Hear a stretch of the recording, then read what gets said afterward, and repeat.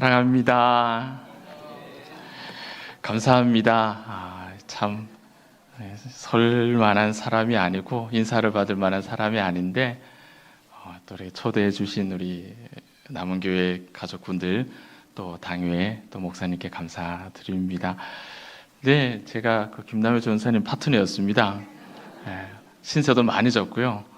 제 앞에 총알바지도 많이 해주셨고 다른 일 열심히 할 수 있도록 컴퓨터 다뤄야 되는 일들은 다 알아서 해주셨고 제가 부교육대 생활하면서 그만큼 편하게 일해본 적이 없었던 것 같아요.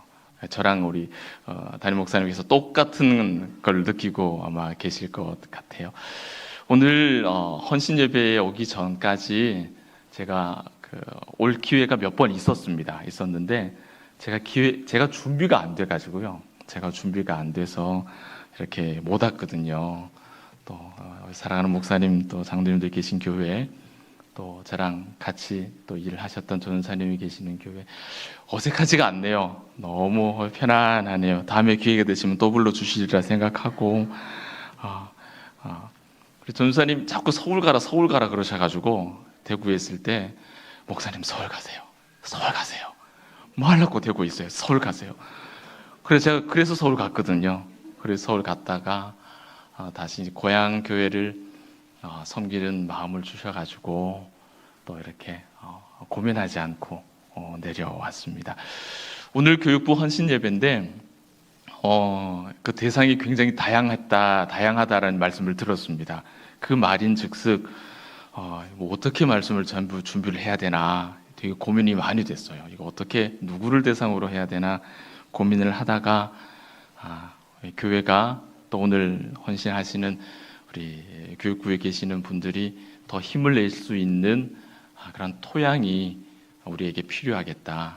제가 그걸 고민했던 사람이고 또 남은 교회도 우리 모든 우리 교우분들이 함께 교회 교육에 관한 우리 꿈, 비전들을 함께 세울 수 있다면 현장에서 일하시는 우리 일꾼들이 더 힘있게 다음 세대를 세우는 일들을 감당할 수 있지 않을까 해서 교회 교육 제가 고민하고 있는 부분들을 그 고민을 좀 이렇게 던져드리고 가려고 합니다.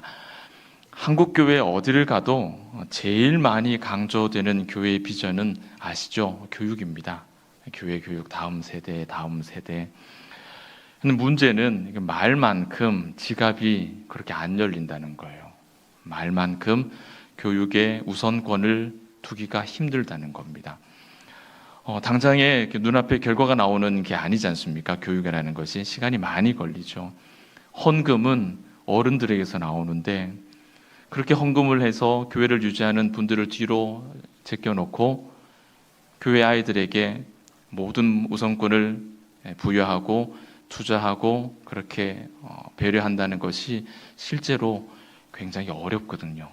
저는 그게 왜 그렇게 못하나라고 생각했는데 대구 내려와서 담임 목회를 해보니 왜 그렇게 안 되는지 그게 제가 절감이 되더라고요. 이게 쉬운 일이 아니구나. 마음만 있다고 되는 게 아니구나라는 생각을 하게 됩니다. 그런데 여러분 문장이 될지 모르겠습니다. 어려운 문제이긴 한데 고민할 문제는 아니에요. 이해되십니까? 이게 어려운 문제이긴 한데 고민해서는 안 될 문제인 거예요. 길은 정해져 있고 방법은 정해져 있고 답은 정해져 있고 우리는 고민한단 말이죠. 교회 미래를 준비하는 방법이 너무 분명합니다. 다음 세대. 저희 교회 봉덕교회에서는 저를 뭐라고 부르냐면은 애들 교육에 미친 사람이라 그래요. 저한테 그렇게 얘기를 해요. 애들 교육에 미친 사람이다라고 그렇게 얘기를 하거든요. 이제 남은 건 방법은 알고 뭘 해야 되는지 아니까 남은 건 뭐냐? 우리 모두가 필드에 있는 선생님들만 아니에요. 그게 아니에요. 우리 모두가 마음을 모아서 목적지를 향해서 갈 수 있느냐? 그 문제 하나가 남아 있는 겁니다. 많은 교회들이 이런 어려움들을 겪고 있습니다. 실제로 여러 가지 교회의 형편상 교육에 우선을 두지 못하는 게 현실이죠. 교회의 미래를 책임져야 될 젊은 부모님들이 참다가 더 이상 못 견디고 애 데리고 가버립니다. 저희 교회에 많이 그런 케이스들이 많이 있고 장로님들의 자녀분들 중에도 그렇게 가는 경우도 꽤 많아요. 왜냐하면 정말 제가 부러운데 저희 교회가 굉장히 낙후되어 있습니다. 시설이. 교회 학교 아이들은 자기들의 예배실이 없어요. 다 이제 2중, 3중으로 쓰거든요. 굉장히 교회 시설이 낙후되어 있습니다. 와보신 분들은 아실 거예요. 그러다 보니 부모님들이 버티다가 못 버티고 어느 날 교회를 안 보입니다. 그걸 어떻게 됐나 보면은 그 이름만 얘기하면 아는 그 교회에 등록해 있는 거예요. 그 등록해 있어요. 시설 좋고 아들 교육하는 시스템 잘 돼 있고 뭘 할 수가 없어요. 버텼거든요. 정말 힘들게 버텼거든요. 기다렸거든요. 그런데 교회가 그 타이밍을 자꾸 놓쳐버리니 못 버티고 이탈하게 되는 현상들이 만들어집니다. 남은 교회는 어떤지 모르겠습니다. 여러분, 대를 이어서 교회를 섬기는 시대가 예전 같지 않죠. 대를 이어서 교회를 섬기는 시대가 예전 같지 않습니다. 저희 같질 않아요. 제가 마주하고 있는 현실이고 또 어쩌면 여러분들도 마주하고 있는 현실이 아닐까 생각을 해요. 오늘 저는 이런 우리의 고민거리들을 한두 가지 좀 남겨드리려고 해요. 그리고 나머지 남은 문제는 목사님과 또 당회 또 그리고 우리 모든 교우분들이 어떻게 마음을 이렇게 모으느냐에 따라서 아마 전혀 다른 교회 학교의 모습이 나타날 수 있다고 생각합니다. 저희 교회 제 이야기를 먼저 조금 해드리려고 합니다. 제가 부임했을 때 처음 마주한 상황을 극복하기 위해서 저와 저희 교회 당회는 가장 먼저 교육을 할 수 있는 전문가를 세웠습니다. 아이들 교육에 있어서는 저보다 훨씬 더 뛰어난 사람을 세운 것이죠. 기독교 교육을 전공을 했고 교회 사역에 애착을 가진, 교회를 직장 다니지 안 다니는 사람, 애착을 가진 사람을 세웠습니다. 적어도 교육에 있어서는 저보다는 나아야 되거든요. 저보다는 나아야 되는 사람. 교육 전사님 아니고요. 전임 교역자를 세워서 그분은 다른 거 안 합니다. 교회 학교만 합니다. 교회 학교 전체를 그냥 그분 손에 다 이렇게 진두지휘가 됩니다. 그분 한 사람에게 교육만 합니다. 그분은. 그렇게 해서 2030년까지 교회 학교의 어떤 개선 방향 계획들이 마련되어 있고 또 당회 장로님들과 또 장례 집사님들 또 교회학교 부장단들과 함께 매년 계획된 벽돌을 하나씩 그렇게 만들어 가고 있어요. 그렇게 지금 그렇게 3년 차까지 큰 무리 없이 계획한 대로 그렇게 잘 진행돼 왔습니다. 교회 교육은 정말 교회의 미래죠. 이걸 포기하면 교회는 그 존립을 어떻게 감당할 수가 없습니다. 왜냐하면 교회 교육이라는 것이 언약의 전수를 뜻하는 것입니다. 언약의 전수. 이 하나님의 말씀이 대를 이어서 잘 전달되느냐 그 이야기거든요. 교회 교육은 그것입니다, 여러분. 언약의 전수되지 않으면 하나님을 모르게 되니까 신자가 배은망덕해집니다. 구약에 만나는 그 모든 이야기들, 광야에서 있었던 이야기들, 사사기 이야기들, 사무엘에 나오는 이야기들, 열왕기에 나오는 많은 왕들의 이야기, 언약 전수가 안 되면 그런 일들이 생겨요. 말로는 우리가 교육하는 것이 중요하다라고 하지만 실제로는 멈춰 있는 경우가 굉장히 많죠. 이런 반복되는 상황에서 변화가 필요한 겁니다. 변화. 세상은 100세 시대가 된 지 오래됐습니다.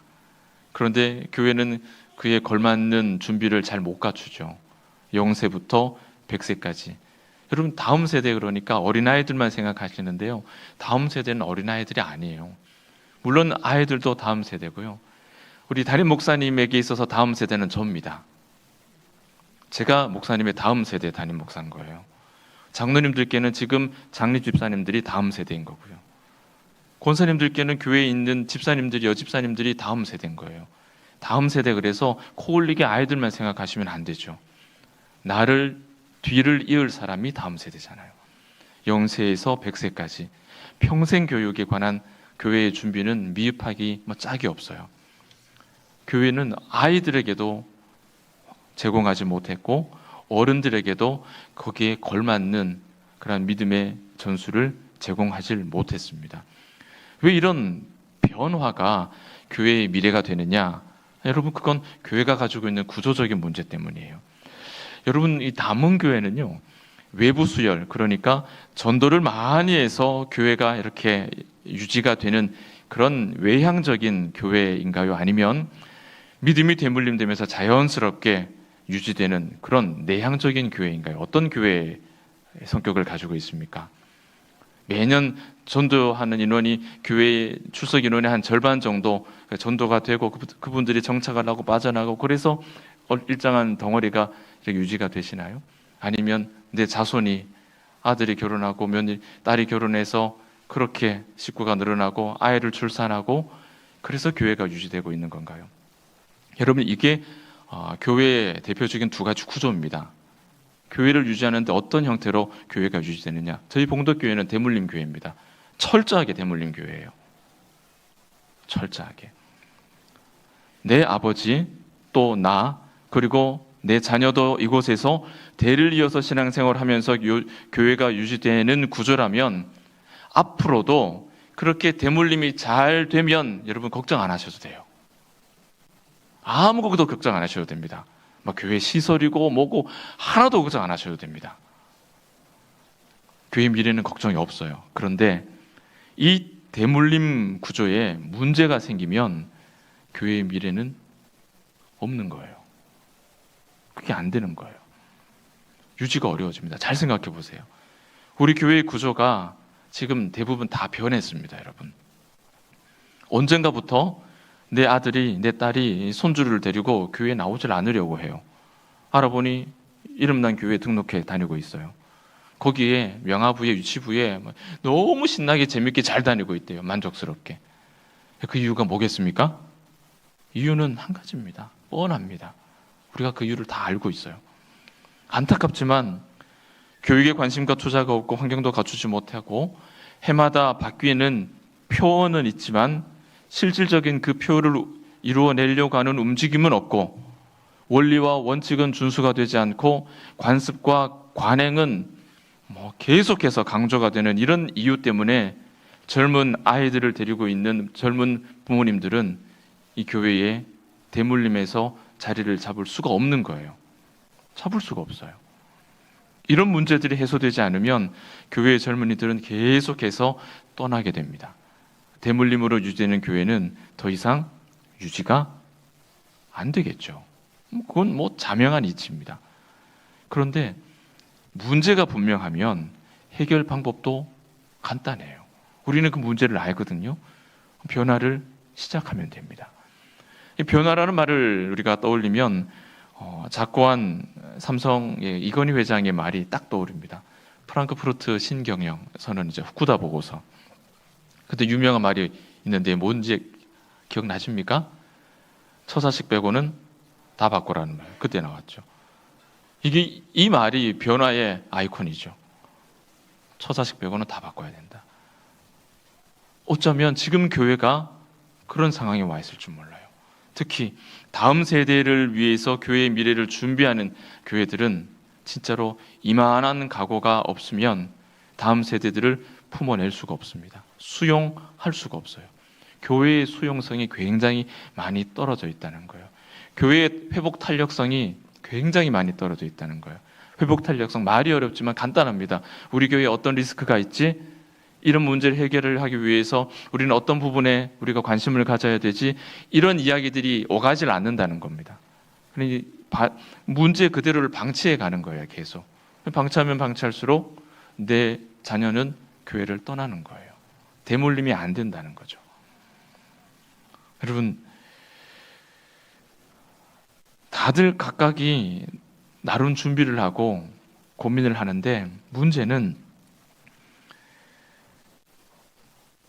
다들 제각각이다 보니까 제자리를 뱅뱅뱅 맴돌아요.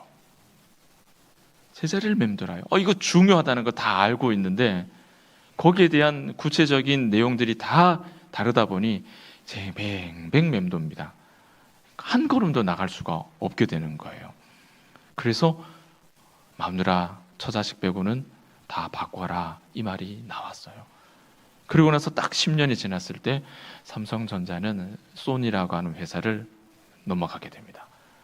그게 2003년이에요. 그리고 2003년 이후로 소니는 단 한 번도 지금까지 삼성을 이렇게 추월한 적이 없습니다. 이제 게임이 안 되는 회사가 돼버린 거예요. 이미 완전히 이제 끝나버린 게임이 돼버린 거죠. 여러분, 그 회사의, 삼성이라는 회사의 그 회장의 일침 그 말과 우리가 가지고 있는 이 문제는 아주 유사한 공통점이 하나 있어요. 뭐냐면 우리 교회는 개신교라고 부르잖아요.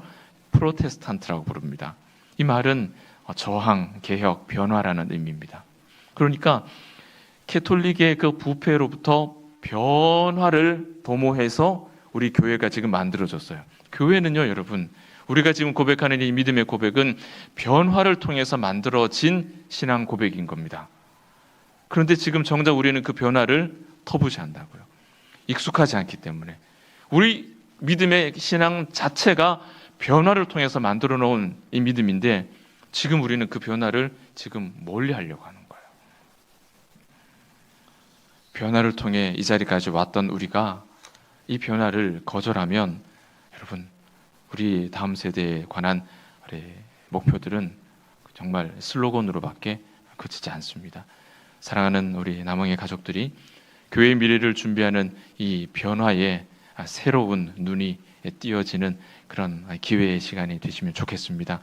두 가지 준비를 제가 권해드리고 싶은데요. 첫 번째는 기회를 깨닫는 겁니다. 지금이 기회다. 이걸 깨닫는 거고 이 타이밍을 놓치지 않으시는 거예요.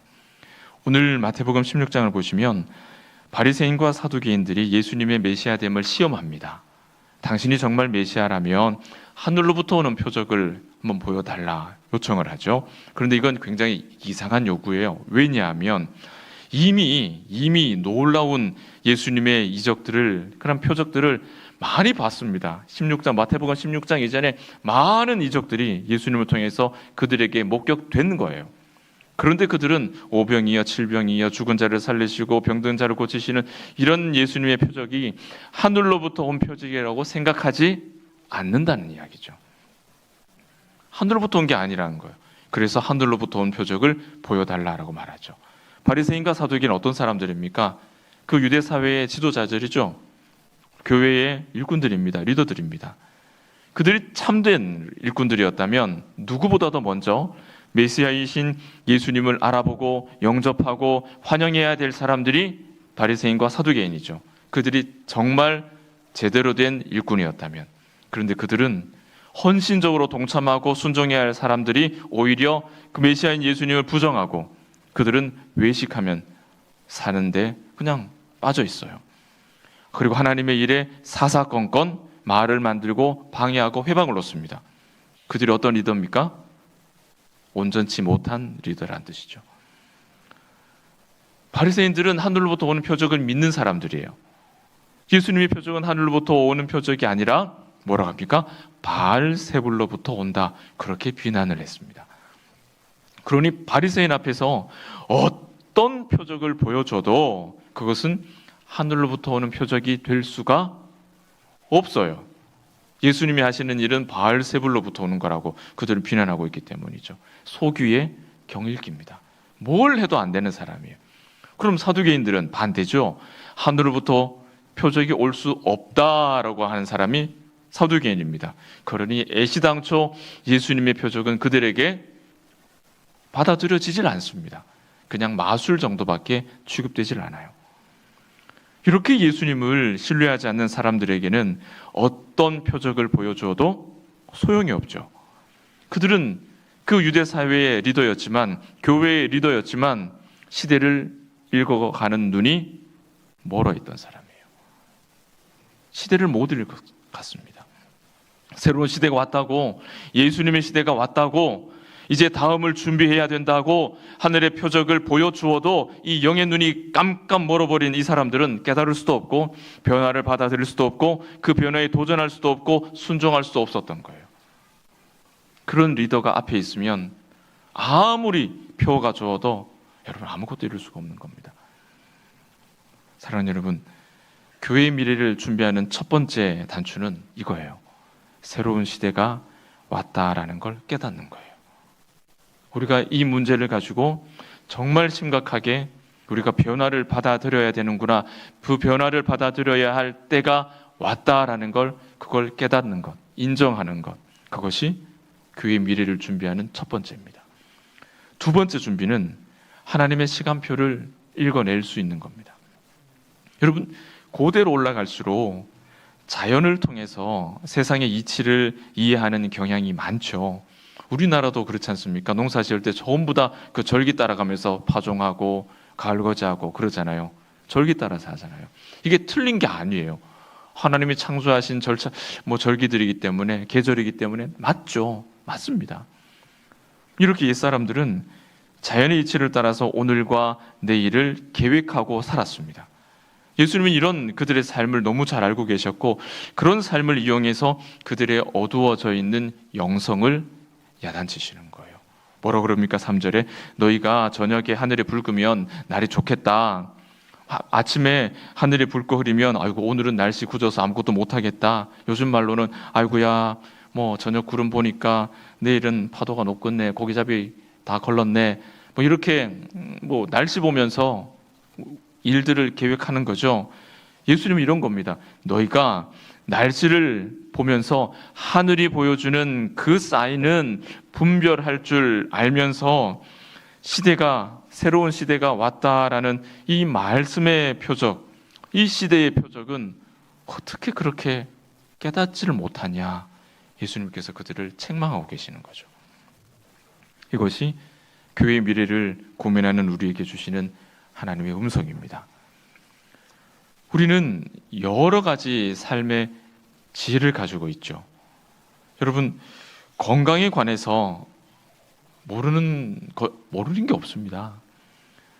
어떻게 돈을 관리해야 되나, 재테크 하는 방법 너무 잘 알고 계시잖아요. 자녀 교육, 애를 키워본 분들은 이렇게 해야 된다, 저렇게 해야 된다, 학원은 어디가 좋다, 수학학원은 여기가 좋고 영어학원은 저기 범호동에 선생님 영어가 좋다 하더라, 이런 정보들 얼마나 많습니까? 세상 일에 여러 가지 삶의 지혜를 우리 다 가지고 있어요.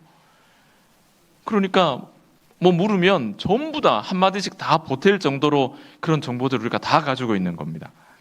그런데 시대의 표적은 분별이 안 됩니다. 이게 문제예요. 영적으로 눈이 잘 열리지 않는다는 거예요. 다른 건 온갖 정보가 다 있는데, 저희 교회 권사님 한 분은 맛집을 너무 잘 아세요. 그런데 대구가 아니라 전국구입니다. 전국구의 맛집을 알고 계세요. 어디 그러면 거기는 거기, 어디 그러면 거기는 거기, 전국구예요. 이런 정보를 다 가지고 계시는데 안타깝게도 뭐가 없어요? 시대를 분별하는 표적을 볼 수가 없어요. 볼 수가 없어요. 여러분, 이 시대라고 하는 이 말씀은 하루 24시간이 물리적인 시간을 얘기하는 게 아니고 하나님의 시간을 뜻합니다. 하나님의 시간. 그 때를 몇 시 몇 분 이렇게 특정할 수 없는 하나님의 시간. 하나님의 세상 운영 시간표. 하나님의 종말 시간표. 이 시간표를 예수님께서 보여주고 계시는데, 이 영적으로 눈이 어두운 이 바리새인과 사두개인들, 이 유대 사회의 리더들은 그걸 못 알아듣는 거예요. 알아듣지를 못해요. 사랑하는 여러분, 교회의 중한 일에는 시대의 표적, 종말의 표적을 분별하는 이런 영적인 눈이 필요합니다. 교회의 중한 일, 100년 대계 이 중한 일에는 시대를 읽어낼 수 있는 눈이 필요합니다. 하나님의 시간표를 볼 수 있어야 돼요. 세상 돌아가는 시간표 말고요, 하나님의 시간표를 볼 수 있어야 돼요. 5년 후에 10년 후에 이 상태로 우리 교회가 어떻게 되어 있을까? 여러분, 볼 수 있어야 돼요. 그것을 모르면 노아 시대처럼, 롯의 시대처럼 교회가 위기를 만나게 됩니다. 안 그럴 줄 알았는데 시간이 닥쳐오니 그런 일이 생기는 거예요.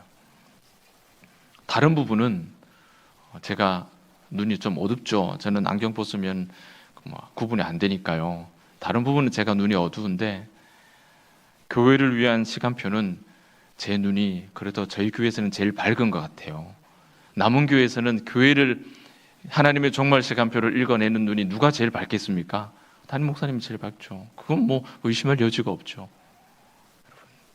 신뢰하시면 좋을 듯합니다.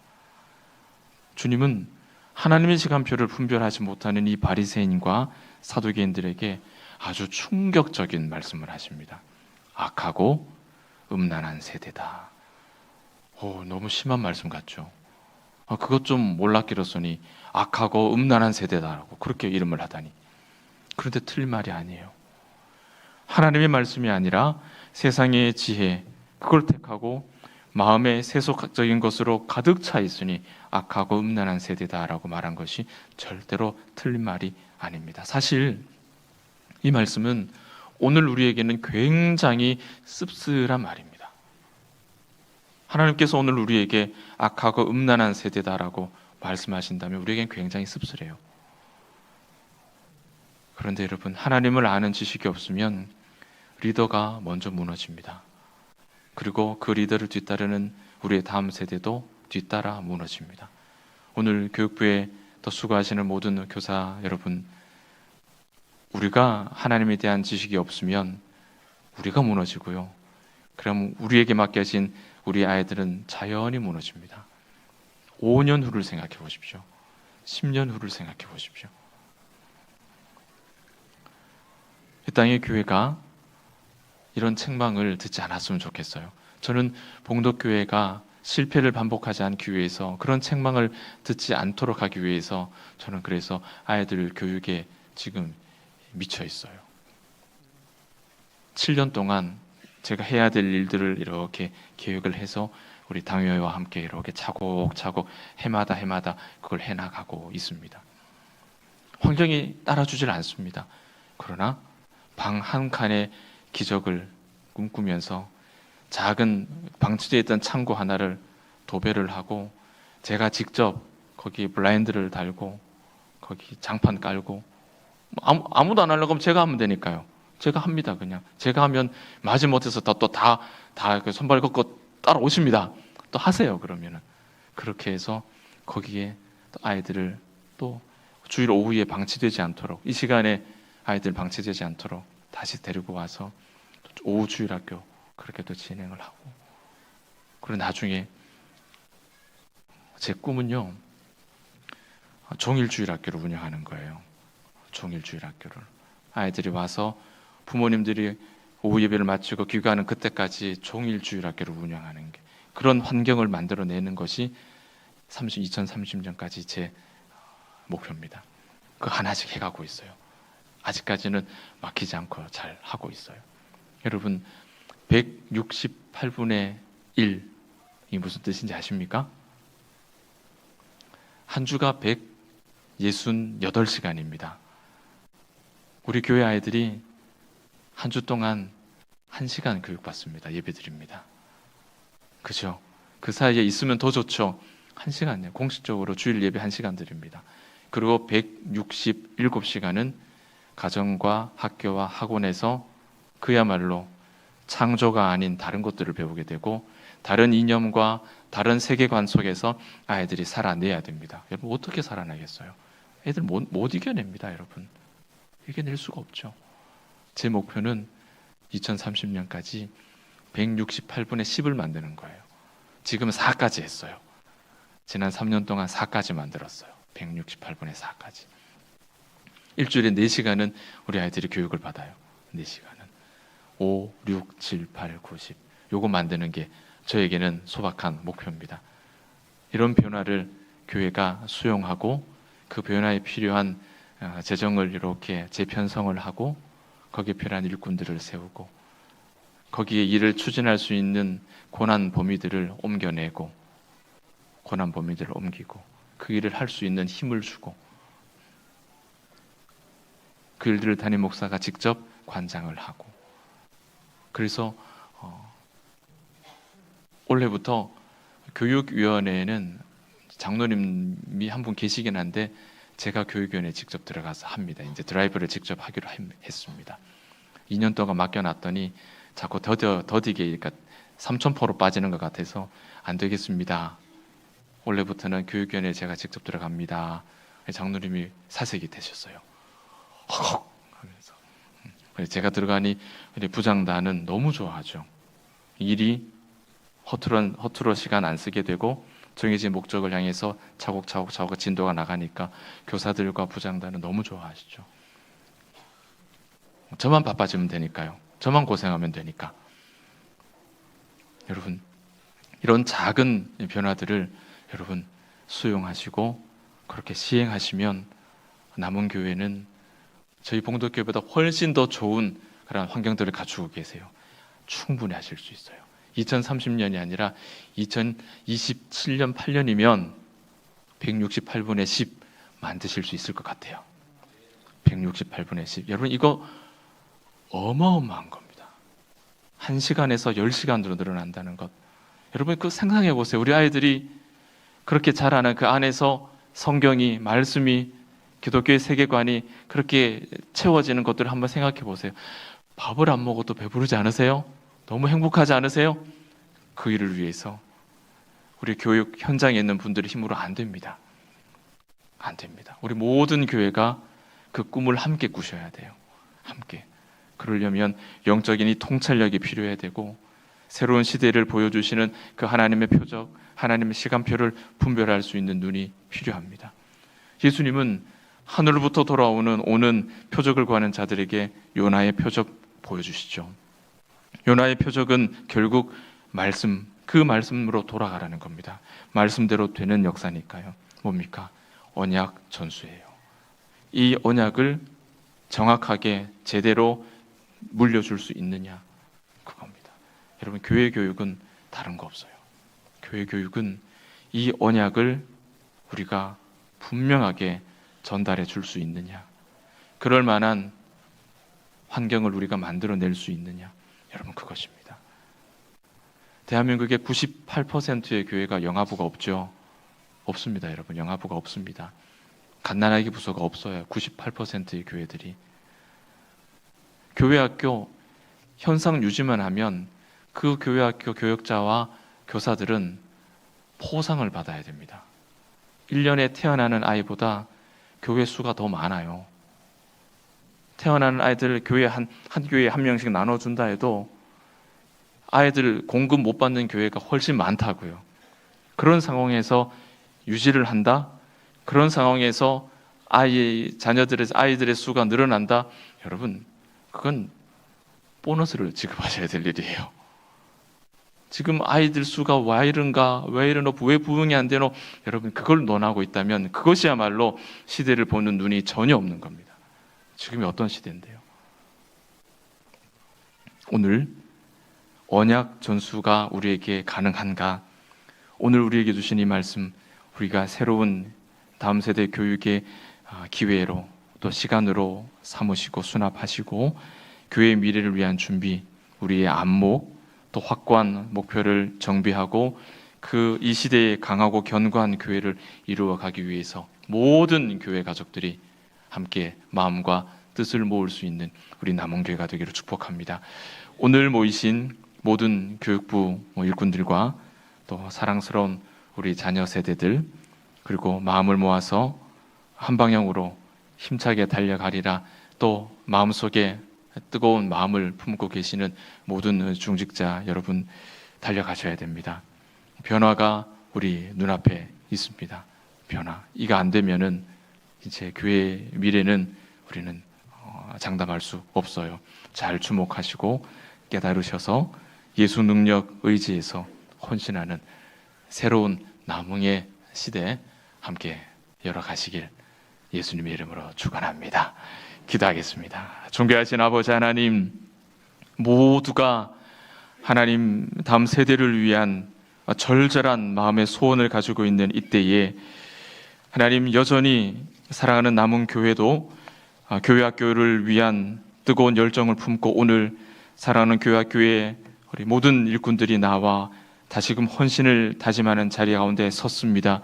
저들의 뜨거운 마음을 하나님 받아주시고 저들 힘만으로는 불가능한 이 일 앞에, 교회의 미래를 새롭게 구상해야 되는 이 일 앞에 모든 교회의 일꾼들이 우리 앞에 주어진 이 변화를 새롭게 바라보고 우리 앞에 새로운 시대가 도래했음을, 변화가 필요한 시대가 도래했음을 깨달을 수 있는 영적인 통찰력을 허락하여 주시옵소서.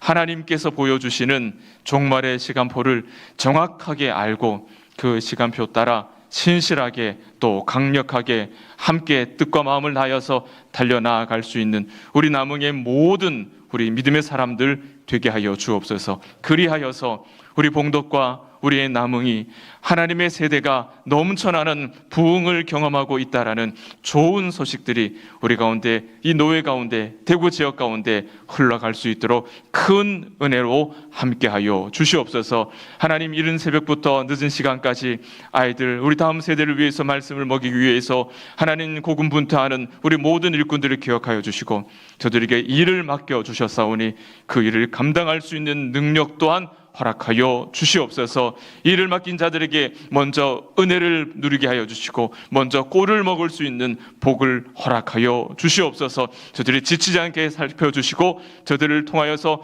하나님의 말씀을 공급받는 우리의 어린 세대들에게 하나님의 언약이 아름답게 잘 전수될 수 있도록 이 남흥의 시대 위에 큰 은혜로 함께하여 주옵소서. 거룩하신 예수님의 이름으로 축복하며 기도하옵나이다. 아멘.